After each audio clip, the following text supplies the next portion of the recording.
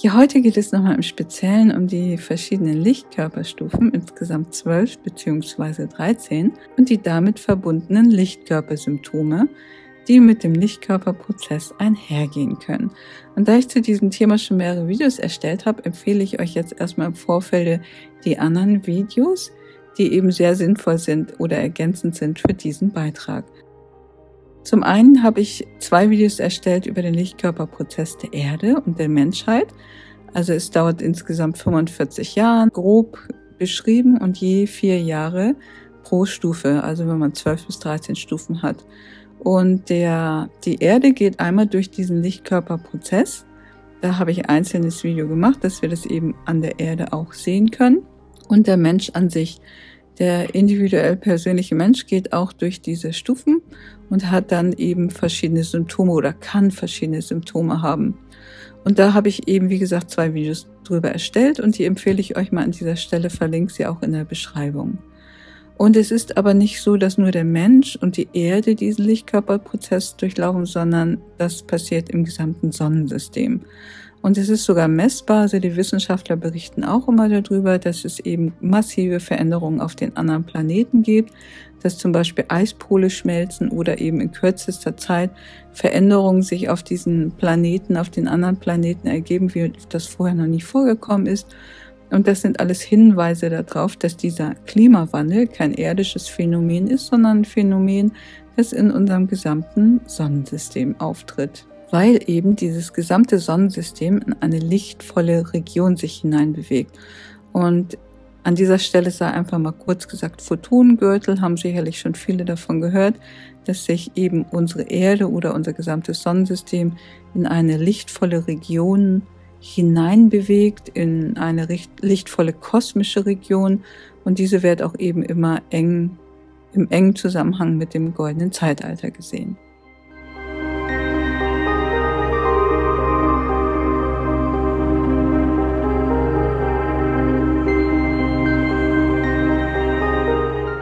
So, und als weiteres Video möchte ich euch gerne noch die Lichtkörperreisen oder die Lichtkörperreinigung empfehlen. Ich führe regelmäßig mit meinen Seelenschwestern eine Lichtkörperreinigung durch. Das sind sogenannte Astralreisen, wo wir vorher nie wissen, wo es hingeht. Letztendlich münden die aber eben immer in einer Lichtkörperreinigung.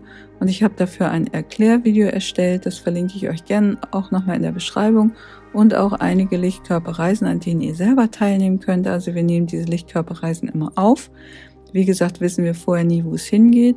Aber anschließend bereiten wir diese Reisen auf, so mit Videoanimationen und auch mit Musik, so dass man sie mitmachen kann, so dass ihr die Möglichkeit habt, diese Lichtkörperreisen mitzumachen und euch auch darin hinein zu entspannen.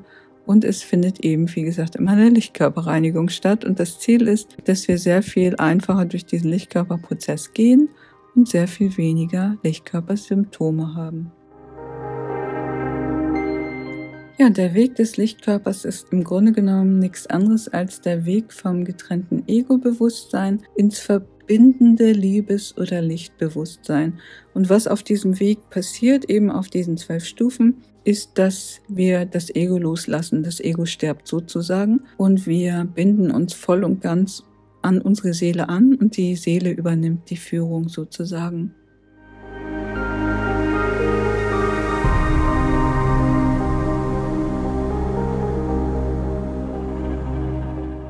Und auf diesem Weg erkennen wir dann mehr und mehr, dass wir keine getrennten Wesen sind, sondern dass wir Teil eines Ganzen sind. Also ähnlich wie die einzelnen Zellen in unserem Körper nicht eine einzelne, isolierte, getrennte Zelle sind, sondern sie sind ein Teil des ganzen Körpers. Und wenn eine einzelne Zelle sich nicht harmonisch verhalten würde, also in Verbundenheit mit den anderen Zellen, sondern in Konkurrenz, dann würde der ganze Körper an der Stelle krank werden. Und wir sehen das als Ausdruck zum Beispiel in der Krankheit Krebs, wo eben eine Zelle nicht mehr in Verbundenheit mit den anderen agiert, sondern quasi in der Trennung. Und wir bewegen unser Bewusstsein jetzt wieder darauf hin, dass wir uns erkennen, wir sind Teil eines Ganzen.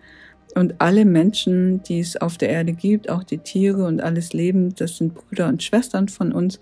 Und wir verbinden uns jetzt wieder vom Bewusstsein erstmal mit unseren Brüdern und Schwestern, so dass wir ein harmonisches Miteinander schaffen.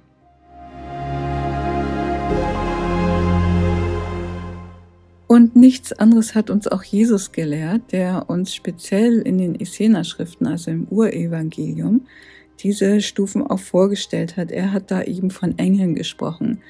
Also es sind immer von 14 Engeln ist die Sprache, wobei ein Engel ist eben der Himmelsvater und ein Engel die Erdenmutter. Und sie haben jeweils 6 Engel. Und wenn man dann die jeweils 6 Engel nimmt, dann hat man 12 Engel, also 12 Lichtkörperstufen. Und es geht eben darum, dass man sich eben mit diesen Natur- oder geistigen Elementen wieder verbindet. Und am Ende wird quasi das Ego gekreuzigt. Also die Kreuzigung ist nichts anderes als der Ausdruck dafür, dass das Ego gekreuzigt wird. Und die Seele steht auf. Also das ist eine Auferstehung der Seele, des Lichtkörpers. Und der Lichtkörper drückt sich dann auch in dem Heiligenschein aus.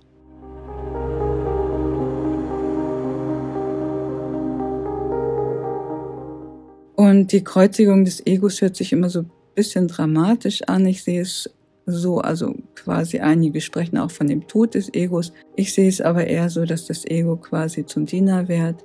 Also wir leben ja hier in einer Welt, wo wir uns im Moment in 2 Welten bewegen müssen. Also einmal hier auf dieser irdischen Welt, aber auch auf der kosmischen, lichtvollen Welt. Und wir haben dafür dann einmal diesen irdischen Körper. Und da kann uns das Ego manchmal dienlich sein, dass wir hier ganz gut durchkommen. Und wir haben aber jetzt eben auch einen Lichtkörper und befinden uns eben jetzt in einer Phase, wo wir quasi in beiden Welten wandern und den Lichtkörper immer mehr ausbilden können und somit immer mehr in der Lichtregion wandern können, aber eben mit unserem materiellen Körper hier auch auf der irdischen Welt noch so das ein oder andere erledigen müssen. Und da kann es manchmal sehr hilfreich sein, dass auch das Ego uns zur Seite steht, aber nicht als Herrscher, sondern als Diener.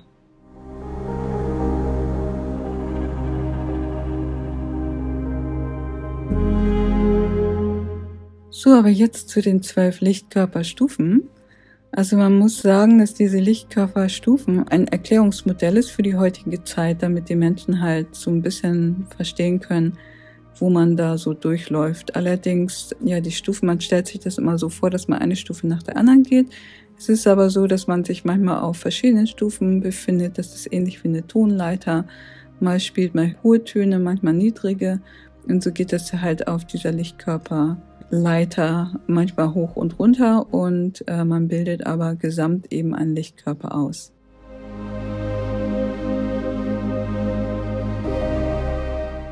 Aber ich beschreibe jetzt einfach mit die Lichtkörperstufen von 1 bis 12 oder 13. Möchte aber dazu sagen, es geht jetzt nicht unbedingt in der Reihenfolge, sondern manchmal betritt man eben auch die höheren Stufen früher und die niedrigeren Stufen später. Aber man kann generell sagen, dass man oftmals an einen Punkt kommt, also es beginnt meistens damit, dass man sich irgendwann in seinem Leben für spirituelle Themen interessiert hat. Bei vielen ist das so in den 80er Jahren passiert, weil dort der Lichtkörperprozess der Erde begonnen hat und viele Menschen sind da halt mitgegangen und haben dann eben auch in den 80er Jahren erkannt, dass sie sich halt für den Lichtkörper oder für spirituelle Themen interessieren. So, jetzt gibt es natürlich auch Menschen, die erst in den 90er Jahren geboren wurden oder in diesem Jahrtausend. Und dazu sei noch mal kurz gesagt, dass gerade in den letzten Jahrzehnten sehr hoch entwickelte Seelen sich auf der Erde inkarniert haben, die schon sehr fortgeschritten und sehr weise sind und die auch eben den Lichtkörper sehr schnell ausbilden können. Also es muss nicht unbedingt sein, dass jeder 45 Jahre dazu braucht. Einige, die können ihn sehr schnell aufbauen und andere brauchen eine bisschen längere Zeit. Also auch da, wenn ich jetzt sage, pro Stufe 4 Jahre, ist es nicht unbedingt auf jeden zutreffend, sondern das ist einfach wirklich nur ein Erklärungsmodell, wo man sagt, so ungefähr kann man sich das vorstellen, dass die den Lichtkörperprozess von den 80er Jahren bis jetzt durchlaufen. Die haben 4 Jahre Zeit. Wenn aber hochentwickelte Seelen halt erst später geboren wurden, die machen manchmal 10 Stufen in sehr kurzer Zeit und kommen auch schon mit sehr guten Voraussetzungen hier auf die Erde, so dass sich jetzt eben sehr hochentwickelte Seelen auch inkarnieren.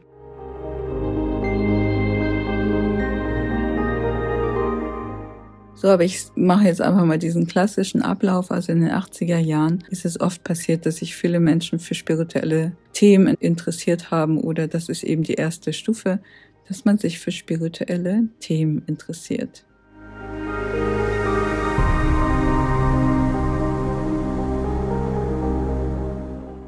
Ja, auf der zweiten Stufe, da werden oftmals Systeme kritisch hinterfragt. Also auf einmal erkennt man, dass dieses System, in dem man lebt, irgendwie gar nicht so ideal ist. Also das wird ja auch in diesem Film Matrix ausgedrückt, wo auf einmal Neo gemerkt hat, irgendwas stimmt hier nicht, und er hinterfragt so einiges und erkennt, dieses System ist irgendwie auch eine Matrix, die nicht in meinem Sinne ist. Also man hinterfragt einfach Systeme und erkennt, dass viele Systeme eben nicht auf Liebe aufgebaut sind, sondern auf dem Gegenteil. Ja, dann fängt man oft auch an, sich für einen generell gesünderen Lebensstil zu interessieren. Man erkennt auf einmal quasi, was gut und böse ist. Man erkennt, dass viele Lebensmittel, Fastfood und so weiter wirklich sehr ungesund sind.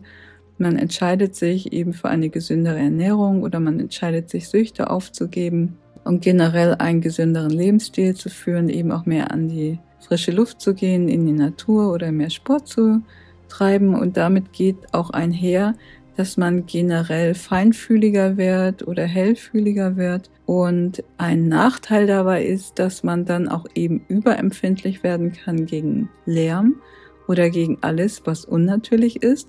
Und viele Menschen fangen dann auch an, sich in die Natur zurückzuziehen oder auch eben in Bereiche, wo sie in die Ruhe und in die Gelassenheit finden können.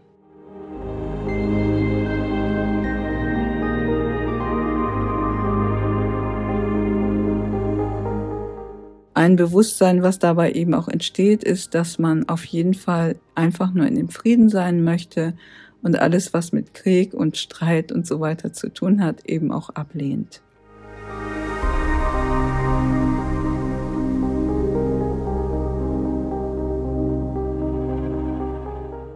Auf der 4. Stufe fangen dann allmählich auch an, sich telepathische Fähigkeiten auszubilden durch eine aktivierte Hirnfunktion. Das geht einmal damit einher, dass man Selbsterkenntnisse hat, also man erkennt sich selbst immer mehr und mehr, aber man erkennt auch andere.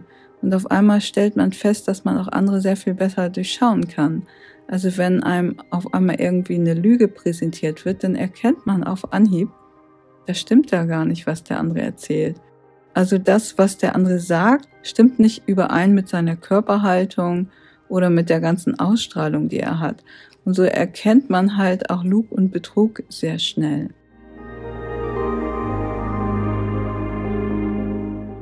Eine Nebenwirkung kann sein, dass das eben auch mit Kopf- und Ohrenschmerzen einhergeht oder auch Augenschmerzen. Das hängt oftmals damit zusammen, dass eben die Zirbeldrüse auch anfängt zu wachsen und eben einen Druck im Kopf erzeugen kann und kurzfristig eben auch Kopfschmerzen verursachen kann oder Ohrensausen, Ohrengeräusche oder Augendruck, Klingeltöne, Sehbeschwerden und so weiter. Und das kann insbesondere auch dann passieren. Manchmal erkennt man ja quasi die Maske eines anderen, dass er nicht sein ehrliches Gesicht zeigt. Und wenn das Personen sind, gerade aus dem Familien- oder Freundeskreis, und man möchte das nicht sehen, dann verdrängt man das oft. Und wenn man quasi diesen Prozess des Lichtkörperprozesses oder der Lichtkörperausbildung verdrängt und bestimmte Wahrheiten nicht wahrhaben möchte, dann hilft einem der Körper, ja, kreiert dann eben Symptome, um einen eben auch darauf aufmerksam zu machen. Auf der 5. Stufe kommt es dann oft dazu, dass man Eingebung hat oder Geistesblitze, dass man Rückbesinnung hat oder sich an bestimmte Sachen erinnert. Also alles, was dunkel ist, kommt ans Licht und man erkennt es mehr und mehr. Auch Vergangenes kommt oft hoch und man kann es dann eben erkennen und transformieren. Und das Wundervolle dabei ist, dass man eben auch neue Einsichten gewinnt. Aber das alte Weltbild kommt dann oftmals komplett ins Wanken. Das wiederum kann Schwindel erzeugen. Also manchmal fühlt man sich schwindelig und erkennt gar nicht, woran es liegt. Aber das kann eben auch damit zu tun haben, dass es eben im Bewusstsein zu sehr neuen Erkenntnissen kommt und dass man sich über viele Sachen klar wird. Und es kommen auch auf der 5. Stufe eben oft Lebensthemen hoch wie Tod, Gott, der Sinn des Lebens oder eben auch Erkenntnis, dass die gesamte materielle Welt so eine Art Projektion ist, eine Spiegelwelt der inneren Welt und dass wir eben in der Außenwelt ganz viel erkennen können, was in uns drin ist. Oftmals kommen dann auch Träume hoch, also wir fangen an mit Träumen zu arbeiten, Träume zu analysieren und eben immer mehr und mehr Erkenntnisse aus der Traumwelt und aus der äußeren Welt zu gewinnen und die eben auch im Inneren zu erkennen.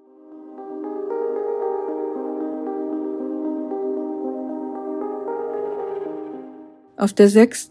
Stufe fangen wir an, uns mehr und mehr für Herzensbeziehungen zu entscheiden, anstatt für Co-Abhängigkeiten. Also wir erkennen auch Co-Abhängige oder erkennen auch, dass wir manchmal abhängig sind und es entsteht der Wunsch, uns aus Abhängigkeiten zu lösen und wirklich nur Herzensbeziehungen zu führen. Das kann sich auch auf den Job auswirken, also dass wir mehr und mehr das Bedürfnis haben, einen Herzensberuf zu führen und eben nicht mehr nur einen Job zu machen, weil wir damit Geld verdienen.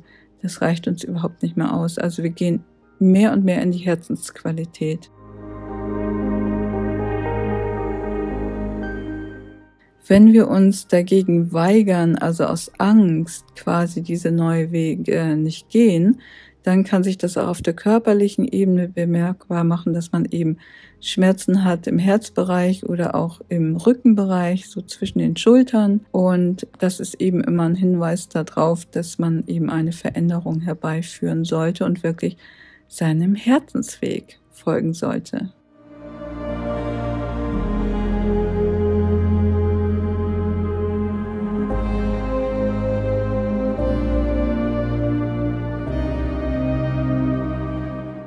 Auf der 7. Stufe werden eben emotionale Blockaden aufgelöst, wie zum Beispiel Schuld.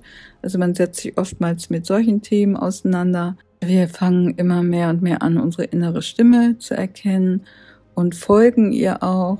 Unser Herzchakra öffnet sich, was wie gesagt eben auch mit diesen Herzschmerzen einhergehen kann. Wir verbinden uns immer mehr und mehr mit der Natur und auch mit den Tieren. Viele Menschen steigen dann auch auf eine vegane Ernährung um. Und was weiterhin passiert, ist eben auch Wachstum der Zirbeldrüse, was wiederum mit Kopfschmerzen auch einhergehen kann. Aber andere Nebenwirkungen sind auch Verjüngung oder viele Menschen finden dann auch einen Seelenpartner. Ja, und die Zirbeldrüse bildet sich mehr und mehr aus und wird immer mehr zum Steuerorgan.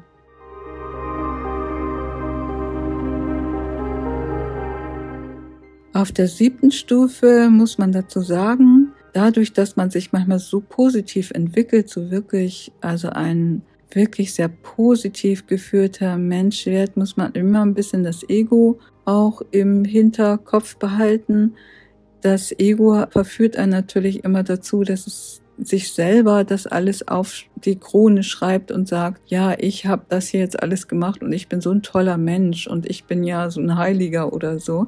Also jeder, der irgendwie in die Richtung denkt, der sei darauf bedacht, dass das auch eine Ego-Falle sein könnte. Also es geht niemals darum, dass man sich über andere erhebt und dann sagt, ja, ich bin jetzt ja ganz spirituell und ich bin jetzt was Besseres als die anderen, sondern dass man da wirklich in seiner Herzensqualität bleibt und wirklich erkennt, wir sind alle Brüder und Schwestern. Jeder ist an seinem individuellen Punkt und immer ganz wunderbar und keiner ist irgendwie höher als der andere oder weiterentwickelt als der andere. Deswegen möchte ich auch gar nicht jetzt sagen, diese Stufen jetzt so behandeln, dass man diese Stufen nach und nach geht, weil dann sagt der eine, oh, ich bin schon auf der 9. Stufe und der andere ist erst auf der 4. Stufe oder der ist ja noch nicht so weit. Also das hört man in der spirituellen Szene auch schon sehr oft, der ist ja noch nicht so weit. Also das ist keine spirituelle Aussage, das ist eine Ego-Aussage. Und gerade auf diesen Stufen kommt natürlich auch oft das Ego, dass sich das dann auf die Fahne schreiben will, was für ein toller spiritueller Mensch man denn ist und wie toll und weiter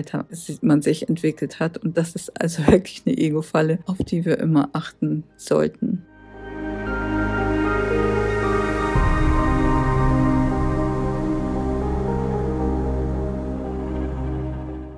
Ja, auf der 8. Stufe, da kommt es dann immer mehr und mehr, dass auch unsere Aura weiter gereinigt wird.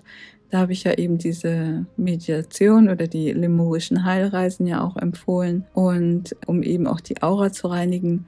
Und das ist bereits eine Stufe, wo man schon von der Lichtsprache spricht. Also es gibt bestimmte Menschen, die eben auch schon eine Lichtsprache vermittelt bekommen oder in der Lichtsprache oder mit Lichtschriften arbeiten können oder wo auch Lichtschriften aufblitzen. Eine starke Hellfühligkeit entsteht, die Seele führt.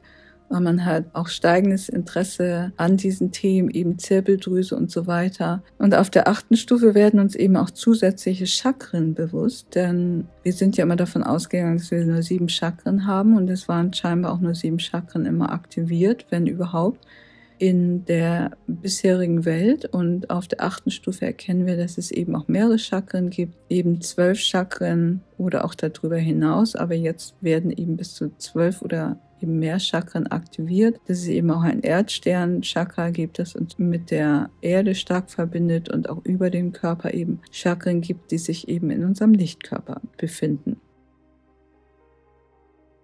Und weil die 8. Stufe so eine kraftvolle Stufe ist, auch speziell im Feld der Aura-Reinigung, kann es hier auch wieder zu Sehstörungen kommen. Die Zirbeldrüse wird stark aktiviert und einige haben auch Zahnschmerzen oder Kopfschmerzen, Herzrasen, Schwindel, Konzentrationsstörung, unklares Denken, weil wir eben immer mehr einfach in die innere Führung gehen und gar nicht mehr dieses ganze Überdenken brauchen, und das fällt dann weg und das erscheint uns dann wie Schwindel oder manchmal auch wie so Verlust des Verstandes. Aber das ist eben ein ganz normaler Prozess. Das Ego löst sich immer mehr und mehr auf, verliert die Kontrolle, und wir erleben das dann auch als eine Art Kontrollverlust.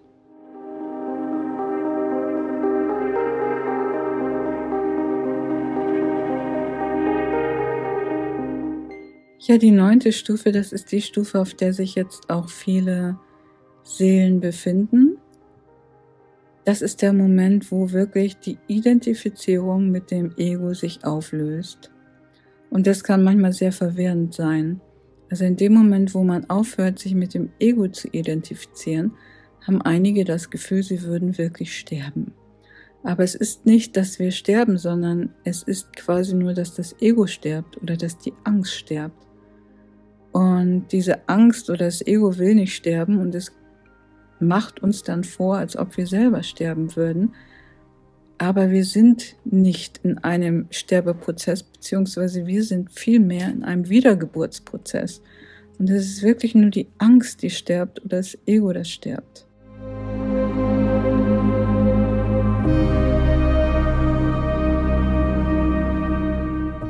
Und die Materie, die dem alten Ego diente, wird immer mehr und mehr losgelassen und von uns wegfallen. Auch Menschen, die dem Ego dienten, werden sich zunehmend verabschieden.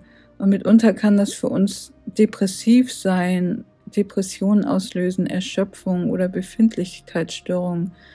Auf der anderen Seite wird aber immer mehr und mehr klar, dass wir eine heilige, reine Seele sind. Und dieser geben wir uns eben vollkommen hin in Liebe, Toleranz, Urteilslosigkeit, Weisheit, Frieden und Freiheit. Also wirklich die Aspekte des Lebens, die uns wohltun. Und am Ende dieser Stufe steht eine Art seelisches Erwachen. Wir sind Seele. Wir sind eins mit dem Göttlichen. Unsere Gedanken sind dann nur noch positiver Natur. Die Seele führt, und wir sind stets zur rechten Zeit am rechten Ort. Alles fällt in seine ursprüngliche Ordnung zurück. Und die Verkörperung, die wird nur gesteuert von göttlicher Liebe und Weisheit. Es ist eine bewusste Verbindung mit der Seele. Und da wird auch oft gesagt, dass an dieser Stelle der Reinkarnationszyklus beendet wird, weil wir brauchen nicht mehr immer wieder das zu wiederholen, Leben, Tod, weil wir erkennen, dass wir so ewiglich leben.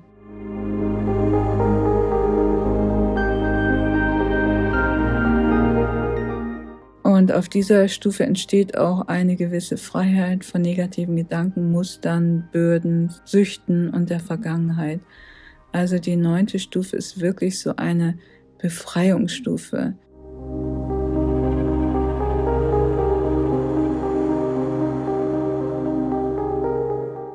Die 9. Stufe geht aber auch oftmals mit einer inneren Einkehr einher. Also im Tarot wird die 9 zum Beispiel mit dem Eremit ausgedrückt und das ist jemand, der sich völlig nach innen wendet, sein inneres Licht sieht und in seinem inneren Licht ruht. Und das ist für mich eigentlich die Stufe, ja, die aktuell gerade stattfindet, wo wir unsere Kraft in uns entdecken und wo auch der Lichtkörper nach außen hin strahlt, also unser inneres Licht nach außen strahlt.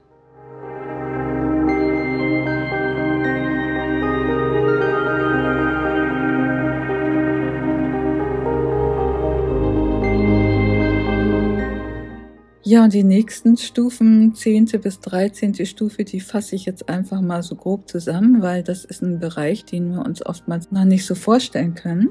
Man spricht davon, dass wir uns zu einem kosmischen Menschen entwickeln oder einen galaktischen Menschen, der eben sehr hellsichtig ist, übersinnliche Fähigkeiten hat, Merkaba-Reisen machen kann. Also das sind diese Heilreisen, lemurischen Heilreisen nennen wir sie, die ich ja auch hier verlinkt habe. Oder Teleportation, darüber habe ich auch schon ein Video gemacht, mit einer Teleportationsreise. Engelphänomene und so weiter tauchen eben auf der 10. Stufe auf. Auf der 11. Stufe ist der Lichtkörper fast ausgebildet und solche Sachen wie Raum und Zeit existieren nicht mehr in der gewohnten Art, wie wir sie kennen. Auch der Alterungsprozess scheint zu enden und wir sind in einem ewiglichen Zustand. Die 3D-Gesetzmäßigkeiten sind außer Kraft und es wirken nur noch die höheren kosmischen Gesetze, die die Menschen als eine Art Magie ansehen. Und man muss dazu sagen, wenn wir in dem Bereich uns befinden, dann wird auch gesagt, dass eben unser gesamtes Sonnensystem in diesen lichtvollen Photonengürtel hineingewandert ist, wo eben andere Gesetzmäßigkeiten herrschen, also andere physikalische Gesetzmäßigkeiten herrschen, wo eben die Erdanziehung auch anders ist, das Erdmagnetfeld sich verändert hat. Und wenn wir in diesem Feld sind, dann wird eben alles ganz leuchtend von innen heraus. Wir können ihr inneres Licht sehen. Und das ist eben ein Feld, in dem wir noch nicht drin sind, in das wir uns aber hineinbewegen. Aber wir können es uns eben im Moment noch nicht so wirklich vorstellen, weil wir es noch nicht erlebt haben. Aber es wird eben kommen und wenn es dann kommt, dann werden uns auch diese anderen Lichtkörperstufen bewusst. Und bei der 12. Stufe spricht man davon, das ist ein aktivierter Lichtkörper, in dem man sich auch eben von Licht und Liebe ernähren kann. Man ist dann so ein göttliches, engelgleiches Wesen. Und die 13. Stufe ist eben sind die aufgestiegenen Meister wie Jesus. Und damit wir uns eine Vorstellung ein bisschen davon machen können, empfehle ich eigentlich auch immer diesen Film Avatar. Denn dort wird im Grunde genommen der Lichtkörperprozess beschrieben. Also eingangs ist eben dieser Hauptdarsteller, ich weiß gar nicht genau, wie er mit Namen heißt. Er ist ja, glaube ich, von der Marine oder irgendwie auf jeden Fall kriegerische Aktivitäten, Soldat und so weiter. Also Ego, befolgt Befehle, handelt nicht aus seiner eigenen Intuition, sondern sagt, was ihm gemacht wird und das ist alles zerstörerisch. So, und zwar ist es so zerstörerisch, dass er seinen eigenen Körper dabei zerstört hat. Also er kann nicht mehr laufen, er kann nur noch mit dem Rollstuhl durch die Gegend fahren. Und der hat dann die Möglichkeit, in einen anderen Körper zu gehen, in diesen Avatar zu gehen. Und das ist der Lichtkörper. Und dann macht er sich auf diese Lichtkörperreise. Er wird eingeweiht, entdeckt den Baum des Lebens, muss die Drachen überwinden, kommt auch irgendwann an den Punkt, wo er sich entscheiden muss, in welcher Welt er leben möchte. Ja, und das ist eine Einweihungsstufe, in die wir uns hineinbewegen, die eben eng mit dem Photonengürtel zusammenhängt, aber das würde jetzt zu weit führen, wenn ich da halt noch weiter drauf eingehen würde. Da müsste ich dann wahrscheinlich, wenn euch das interessiert, eine extra Podcast-Folge drüber erstellen. Aber das sind jetzt erstmal so diese Informationen zu den 12 oder 13 Lichtkörperstufen. Ich verlinke euch auch nochmal in der Beschreibung einen Link, wo diese Stufen auch nochmal alle aufgeführt sind. Ihr könnt die dann gerne nochmal nachlesen. Da ist auch ein Buchtipp. Also es gibt eben einige Bücher, die diesen Lichtkörperprozess auch beschreiben. Und da findet ihr auf jeden Fall weitere Informationen. Was ich auch ganz interessant finde, ich verlinke euch da auch nochmal einen Videobeitrag von einer Ärztin, eine deutsche Ärztin, die eben auch immer mehr und mehr Patienten hatte, die eben Lichtkörpersymptome hatten, wo sie eben alle anderen Sachen ausschließen konnte, wo sie gesehen hat, die ernähren sich gesund, die haben keinen Stress, die führen ein gesundes Leben und trotzdem haben die immer irgendwelche Symptomatiken. Und sie hat dann eben erkannt, dass es eben Lichtkörpersymptome sind. Man muss aber dazu sagen, jetzt würde ich nicht generell bei allen Befindlichkeitsstörungen sagen, das sind Lichtkörpersymptome. Also es ist auf jeden Fall wichtig, dass man es auch abklärt, dass man die Ursache abklärt. Manchmal können es auch eben Ernährungsfehler sein oder eben andere Ursachen. Da ist natürlich ganz genau hinzugucken, was die Ursachen für die Symptome sind. Aber es können eben auch Lichtkörpersymptome sein und deswegen ist es gut, wenn man auch um diese Lichtkörpersymptome weiß. Trotzdem sollte man auch immer darauf achten, dass die Ernährung stimmt, dass man nicht zu viel Stress hat, dass man nicht negativ denkt und dass man eben ja auch die lebensaufbauenden Prinzipien berücksichtigt und in das eigene Leben integriert.